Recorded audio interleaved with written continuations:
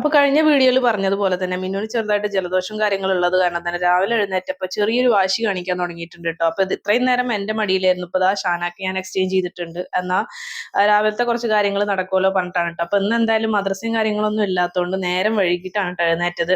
അപ്പൊ ഇന്ന് ഷാനാനോട് ചോദിച്ചു, ഷാന ഇന്ന് പഴം വാട്ടിയത് പോരെന്നൊക്കെ ചോദിച്ചു. അപ്പൊ ഷാന ഓക്കെയാണ്. പിന്നെ ഇപ്പൊ മിന്നുവിന്റെ കാര്യം നോക്കണ്ടല്ലോ, മിന്നുവിന് ഒരു പഴം കൊടുത്താലും മിന്നു അവിടെ സൈഡാവും. അപ്പൊ വേഗം ഇതുപോലെ ചെറുതായിട്ടൊക്കെ ഒന്ന് കട്ട് ചെയ്തെടുത്തു കേട്ടോ. പല സൈസിൽ വേണമെങ്കിൽ നിങ്ങൾക്ക് കട്ട് ചെയ്യാം. ഞാനതുപോലെ റൗണ്ട് ഷേപ്പിലാണ് കട്ട് ചെയ്യുക. അപ്പൊ അതിലോട്ട് കുറച്ച് തേങ്ങയുടെ ആവശ്യമുണ്ട്. അപ്പൊ ഒരു തേങ്ങ അതുപോലെ പൊട്ടിച്ചു. അപ്പൊ വെള്ളം ഞാൻ കുടിച്ചിട്ടില്ല, ഷാനാക്കി വേണോ ചോദിച്ചപ്പോൾ ഷാന വേഗം വന്ന് ഓടി കുടിച്ചിട്ടുണ്ട്. അപ്പൊ അവളൊരു സിപ്പ് കുടിച്ചിട്ട് പിന്നെ ആ മിന്നുവിന് കൊടുക്കാന്ന് പറഞ്ഞ് കൊണ്ടുപോയതാണ്. ഈ അവിടെ മിന്നൊരു വായ കുടിച്ചതും അപ്പൊ തന്നെ തുപ്പി കളഞ്ഞു കേട്ടോ. അങ്ങനെ വേഗത ആ തേങ്ങയൊക്കെ ചിരവിയെടുത്ത് ആ നേരം ഹാളിൽ പോയി നോക്കുമ്പോൾ രണ്ടാളും തകൃതിയായിട്ട് ഡാൻസ് പ്രാക്ടീസിലാണ് കേട്ടോ. അപ്പൊ ഷാന കളിക്കുന്നത് കണ്ടിട്ട് മിന്നും അവിടെ പ്രാക്ടീസ് ചെയ്യാണ് കേട്ടോ. അപ്പൊ പിന്നെ വേഗത കാലത്തുള്ള ആ ഒരു പഴം വാട്ടിയത് റെഡിയാക്കുന്നത് ഞാൻ നെയ്യിലാണ് കേട്ടോ. അത് മുന്നത്തെ വീഡിയോ ഏതിലോ ഒന്ന് ഞാൻ കാണിച്ചിട്ടുണ്ട്. വളരെ സിമ്പിൾ ആണ്.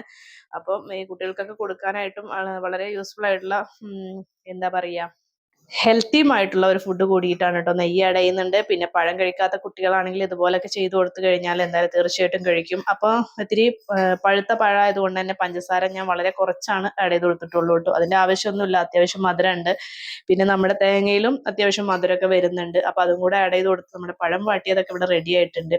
അപ്പൊ മിന്നുവിന്റെ കുളിയും കാര്യങ്ങളൊക്കെ കഴിഞ്ഞിട്ട് ഇതാ മിന്നു അങ്ങോട്ടും ഇങ്ങോട്ടും ഇങ്ങനെ നടക്കുന്നുണ്ട്. ഇനി പിടിച്ച് അപ്പൊ ബാക്കി എന്റെ പരിപാടികളൊക്കെ നടക്കണമെന്നുണ്ടെങ്കിൽ ആളെ വേഗം കിടത്തി ഉറക്കണം. അപ്പോഴിതാ ഷാന മിന്നുവിനെ ഡ്രോയിങ് ചെയ്യുമെന്നും പറഞ്ഞിട്ട് ഒരു ഫോട്ടോ ഒക്കെ എടുത്ത് വെച്ചിട്ട് വരയ്ക്കുന്നുണ്ട്. എന്തായാലും ഫൈനൽ ലുക്ക് ഞാൻ ഏതെങ്കിലും ഒരു വീഡിയോയിൽ ഉൾപ്പെടുത്താട്ടോ.